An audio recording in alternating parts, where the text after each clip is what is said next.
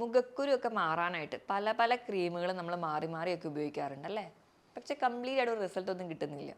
പല പ്രായക്കാരെയും ഇന്ന് അലട്ടുന്ന ഒരു പ്രശ്നമാണ്. എന്തുകൊണ്ടാണ് മുഖക്കുരു ഉണ്ടാവുന്നത്? ഈ മുഖക്കുരു എന്ന് പറയുന്നത് നമ്മൾ ചികിത്സിക്കണോ? അതുപോലെ തന്നെ എന്തൊക്കെയാണ് അത് വരാതിരിക്കാൻ വേണ്ടി നമ്മൾ ശ്രദ്ധിക്കേണ്ടത് എന്നൊക്കെ നമുക്ക് ഈ വീഡിയോയിലൂടെ നോക്കാം. ഞാൻ ഡോക്ടർ പ്രിയ, QND ഹെൽത്ത് കെയറിലെ ഹോമിയോപ്പതിക് ഫിസിഷ്യനാണ്.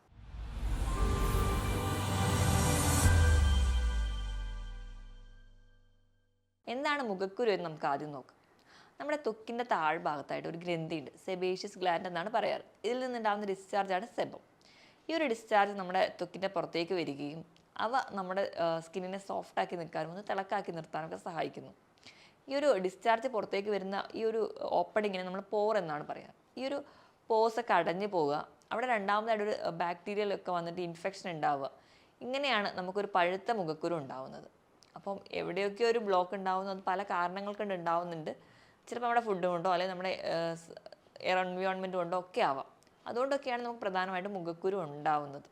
മുഖക്കുരുവിനെ നമുക്ക് നമ്മുടെ ഏജ് വെച്ച് പറയുകയാണെങ്കിൽ മൂന്നായിട്ട് ഡിവൈഡ് ചെയ്തിട്ടുണ്ട്. ഒരു 9 അല്ലെങ്കിൽ 10 വയസ്സിന് ശേഷം കാണുന്ന മുഖക്കുരുവിനെ നമ്മൾ ടീനേജസ് എന്ന് പറയും. ഒരു 14-15 വയസ്സൊക്കെ കാണാറുണ്ട്. ഒരു 20-25 വയസ്സൊക്കെ എത്തുമ്പോൾ നമ്മൾ കാണും, ഒരു കൂട്ടലിൽ കാണാറുണ്ട് മുഖക്കുരു. അത് പ്രധാനമായിട്ടും നമ്മുടെ ഒരു ഭക്ഷണത്തിനൊക്കെ ഉണ്ടാവുന്ന ചില വ്യത്യാസങ്ങൾ കൊണ്ടൊക്കെ ഉണ്ടാവുന്നതാണ്. അത് കഴിഞ്ഞ് ഒരു 40 വയസ്സിൽ 35-40 വയസ്സിലൊക്കെ കാണുന്ന ഒരു അഡൽട്ടിലോട്ട് വരുമ്പോൾ ഉണ്ടാകുന്ന മുഖക്കുരു, അവിടെയും ഒരു ഹോർമോണൽ ചേഞ്ചസ് കൊണ്ടായിരിക്കും കൂടുതലായിട്ട് മുഖക്കുരു ഉണ്ടാകുന്നത്. ഇങ്ങനെ മൂന്നായിട്ട് നമുക്ക് ഡിവൈഡ് ചെയ്യാം. നമ്മളെപ്പോഴും പറയാറുണ്ട് കൗമാരക്കാരുടെ മാത്രം പ്രശ്നമാണ് മുഖക്കുരു എന്ന്. അതല്ലാതെ തന്നെ ഈ ഒരു ഏജിലുള്ളവരിലും നമുക്ക് എപ്പോഴും സ്ഥിരമായിട്ട് ഒന്ന് മാറി വരുമ്പോഴേക്ക് സ്ഥിരമായി കാണുന്ന ഒന്നാണ് മുഖക്കുരു. മുഖക്കുരുവിനെ തന്നെ നമുക്ക് വീണ്ടും മൂന്നായിട്ട് ഡിവൈഡ് ചെയ്യും, അതിൻ്റെ വലുപ്പത്തിനനുസരിച്ച്, അത് ഉണ്ടാവുന്നതിൻ്റെ എണ്ണത്തിനനുസരിച്ച്. ഏറ്റവും മൈൽഡായിട്ടെന്ന് പറഞ്ഞിട്ടുണ്ടെങ്കിൽ വന്ന് പോകും, തന്നെ പിന്നെയും പോയിട്ട് പിന്നെയും വരും, അങ്ങനെ ഇടയിലും തലയിലും ഒക്കെ ആയിട്ട് വരുന്ന കണ്ടീഷൻസ്. കുറച്ചുകൂടി ഒരു മോഡറേറ്റ് എന്ന് പറഞ്ഞിട്ടുണ്ടെങ്കിൽ മുഖത്ത് മാത്രമല്ല നെഞ്ചിൽ ബാക്കിലൊക്കെ ആയിട്ട് വരുന്ന ചെറിയ വേദനയൊക്കെ ഉണ്ട് എന്നൊക്കെയുള്ളൊരു പ്രസൻറ്റേഷൻ. സിവിയർ എന്ന് പറഞ്ഞിട്ടുണ്ടെങ്കിൽ ധാരാളം ഉണ്ടാവും, അതുപോലെ തന്നെ ഭയങ്കര വലിയ സൈസ് ആയിരിക്കും, നല്ല വേദന ഉണ്ടാവും, ഒരു സിസ്റ്റ് പോലെയൊക്കെ ആയിട്ട് മാറി നിൽക്കുന്നത് കാണാം. ആ കുരു വന്ന് പോയ ഭാഗത്തൊക്കെ നല്ല പോലെ കുഴി, ഒരു ഗർത്തം പോലെ കാണാറുണ്ട്. ചിലരുടെയൊക്കെ മുഖത്ത് നോക്കിയാൽ തന്നെ വലിയ വലിയ കുഴുക്കളായിട്ട് കാണാറുണ്ട്. അപ്പോൾ അങ്ങനെ പ്രധാനമായിട്ട് മൂന്നായിട്ടാണ് നമ്മൾ ഡിവൈഡ് ചെയ്തിരിക്കുന്നത്. എന്തുകൊണ്ടാണ് ഈ മുഖക്കുരു ഉണ്ടാവുന്നതെന്ന് നോക്കിക്കഴിഞ്ഞാൽ ഏറ്റവും ആദ്യം നമ്മൾ പറയുകയാണെങ്കിൽ ഒരു ടീനേജിലൊക്കെ പറഞ്ഞതുപോലെ ഹോർമോണൽ ചേഞ്ചസ് കൊണ്ടായിരിക്കും. ഹോർമോണൽ ചേഞ്ചസ് പറഞ്ഞാൽ ചില കണ്ടീഷൻ, ചില അസുഖങ്ങളുടെ ഒരു ബേസ് ഉള്ളതുകൊണ്ടും ചില ഹോർമോണൽ ചേഞ്ചസ് വരുന്നതാവാം. അതല്ലാതെ തന്നെ നമ്മുടെ വളർച്ചയുടെ ഘട്ടത്തിൽ പല മാറ്റങ്ങൾ വരുന്നതിൻ്റെ ഭാഗമായിട്ട് ഹോർമോണൽ ചേഞ്ചസ് ഉണ്ടാവാം. ഇപ്പോൾ സ്ത്രീകളുടെ കേസ് എടുക്കുകയാണെങ്കിൽ പീരീഡ്സിന് തൊട്ട് മുൻപായിട്ടുണ്ടാകുന്ന ചില ഹോർമോണൽ ചേഞ്ചസ് കാരണം പീരീഡ്സിൻ്റെ ആ ഒരു തൊട്ട് മുൻപുള്ള പ്രീ മെൻസ്ട്രുവൽ ടൈമിൽ മുഖക്കുരു ധാരാളമായിട്ട് വരുന്നവരുണ്ട്. ഇതുകൂടാതെ തന്നെ മറ്റ് പല PCOD പോലെയുള്ള കണ്ടീഷൻസ് ഉള്ളവരാണെങ്കിൽ അപ്പോൾ മുഖക്കുരുവിനോടൊപ്പം തന്നെ അവരിൽ കാണുന്ന മറ്റ് ചേഞ്ചസ് എന്ന് പറഞ്ഞാൽ പീരീഡ്സ് ഇറഗുലർ ആവാറുണ്ട്, മേൽ ചുണ്ടിൽ താടിയിലൊക്കെ രോമം വളരുന്ന കാണാം, അടിവയർ ഭയങ്കരമായിട്ടൊരു ചാടുന്ന പോലെ തോന്നാറുണ്ട്, വണ്ണം വെക്കുന്നു എന്നൊക്കെയുള്ള പ്രശ്നങ്ങൾ അതിൻ്റെ കൂടെ കാണാറുണ്ട്. ഇങ്ങനെ ഉണ്ടാകുന്ന ചില ഹോർമോണൽ ചേഞ്ചസ് PCODയിലോട്ട് എത്തിക്കാറുണ്ട്. കൊളസ്ട്രോൾ കൂടിക്കഴിഞ്ഞാൽ മുഖക്കുരു മാത്രമല്ല ശരീരത്തിൻ്റെ ഏത് ഭാഗത്തും നമുക്ക് കുരു വരുന്നതായിട്ട് കാണാറുണ്ട്.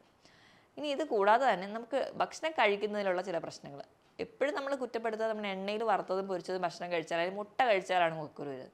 ഇതല്ലാതെ തന്നെ നമ്മൾ അധികമായിട്ട് ഹൈ ഗ്ലൈസീമിക് ഇൻഡെക്സ് അടങ്ങിയിട്ടുള്ള ഭക്ഷണങ്ങൾ, അതായത് പെട്ടെന്ന് ദഹിക്കുന്ന ഭക്ഷണങ്ങൾ, നമുക്ക് വെള്ള അരി കൊണ്ടുണ്ടാക്കുന്ന ചോറ്, ഇഡ്ഡലി, പുട്ട്, ദോശ, ഇവയൊക്കെ വെള്ള അരി കൊണ്ട് ഉണ്ടാക്കുന്നത്, ഇവയൊക്കെ നമ്മുടെ ശരീരത്തിൽ പെട്ടെന്ന് ദഹിക്കുന്നതാണ്. ഇങ്ങനത്തെ ഭക്ഷണം അധികമായിട്ട് കഴിച്ച് കഴിഞ്ഞാൽ അധികം മധുരമുള്ള ബേക്കറി ഐറ്റംസും മധുര പലഹാരങ്ങൾ, മധുര പാനീയങ്ങൾ ഇവയൊക്കെ കഴിക്കുന്നതും നമുക്ക് മുഖക്കുരു ഉണ്ടാവാൻ കാരണമാകാറുണ്ട്. നമ്മൾ എണ്ണയിൽ വറുത്തതും പൊരിച്ചതും ഒഴിവാക്കുമ്പോൾ ഇതൊക്കെ കഴിക്കുന്നുണ്ടാവും ഒരു സൈഡിൽ. അതുകൊണ്ടാണ് കംപ്ലീറ്റ് ഒരു റിസൾട്ട് കിട്ടാത്തത്. ഇതുകൂടാതെ നമ്മുടെ ചുറ്റുപാട് എൻവയോൺമെൻറ്റ് ഒരുപാട് പൊല്യൂട്ടഡ് ആണെങ്കിൽ, പൊടി കൊണ്ടോ പുക കൊണ്ടൊക്കെ ഒരുപാട് പൊല്യൂട്ടഡ് ആണ്, നമ്മുടെ കാലാവസ്ഥ ഭയങ്കരമായ ചൂട് ഈർപ്പമൊക്കെ നിൽക്കുന്ന കാലാവസ്ഥ ഒരു കാരണമാകാറുണ്ട്. നമ്മൾ ഒരുപാട് കെമിക്കൽസ് അല്ലെങ്കിൽ ക്രീമുകൾ മാറി മാറിയാണ് ഉപയോഗിക്കുന്നത്, മുഖം എപ്പോഴും ഒരു കെമിക്കൽ ഡിറ്റർജൻറ്റ് സോപ്പുകൾ ഉപയോഗിച്ച് കഴുകുന്നവരാണ്. ഇതൊക്കെ നമുക്ക് നമ്മുടെ സ്കിന്നിന് ദോഷമായി ചെല്ലുകയും അത് നമുക്ക് മുഖക്കുരു ഉണ്ടാകുന്നുണ്ട്.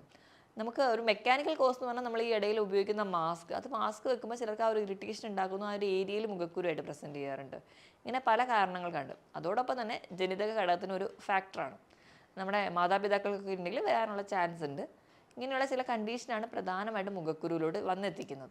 ഈ മുഖക്കുരു ചികിത്സിക്കേണ്ടതാണോ എന്ന് പലരുടെയും സംശയമുണ്ട്, അല്ലെങ്കിൽ പല വീടുകളിലും പ്രശ്നമാകും. കാരണം ടീനേജിലെത്തിയ കുട്ടികൾ പറയാറുണ്ട് മുഖക്കുരു കാണിക്കാൻ ഡോക്ടറെ അടുത്ത് പോകണം, പക്ഷേ മാതാപിതാക്കൾ അത്ര വലിയ കാര്യമായിട്ട് എടുക്കാറില്ല. അല്ലെങ്കിൽ അവർ പറയാറുണ്ട് ഈ ഒരു ഏജ് കഴിയുമ്പോൾ തന്നെ മാറിക്കോളും എന്നൊക്കെ. പക്ഷേ നമ്മൾ ഇന്നത്തെ ഒരു കാലഘട്ടത്തിൽ നമ്മൾ ശ്രദ്ധിക്കേണ്ടത് നമ്മൾ ഒരു കാര്യം ഏതൊരു കണ്ടീഷൻ ആയിക്കോട്ടെ വന്നു കഴിഞ്ഞ് അതിൽ ചികിത്സിക്കുന്നതിലും ഭേദം നമ്മൾ ആ ഒരു സ്റ്റാർട്ടിങ് സ്റ്റേജിൽ അല്ലെങ്കിൽ ഒരുപാട് സിവിയർ ആവുന്നതിന് മുൻപ് തന്നെ ചികിത്സിക്കാൻ വേണ്ടി നോക്കുക. ഇപ്പോഴും മുഖക്കുരു എന്നുള്ള ഒരു കണ്ടീഷൻ ഒന്നോ രണ്ടോ വന്ന് പോകുമ്പോൾ അതൊരു മെഡിക്കൽ കണ്ടീഷൻ ആവുന്നില്ല. ഒരുപാട് റിക്കറൻ്റ് ആയിട്ട് വരികയാണ്, അല്ലെങ്കിൽ അതുകൊണ്ട് പെയിൻ ഉണ്ടാവുക, അത് മുഖക്കുരു മാറി അവിടെ കലകൾ വീഴുക, ഇങ്ങനെ ഒരു കണ്ടീഷനോട് എത്തുമ്പോൾ നമ്മൾ അതിന് മെഡിക്കലി ആക്നെ വൾഗാരിസ് എന്നാണ് പറയുക. അതൊരു ട്രീറ്റ്മെൻറ്റ് വേണ്ട ഒരു കണ്ടീഷൻ തന്നെയാണ്. അപ്പോൾ നമ്മളത് ട്രീറ്റ് ചെയ്തില്ലെങ്കിൽ അത് ഒരുപാട് പാടുകളൊക്കെ മുഖത്ത് വീഴും.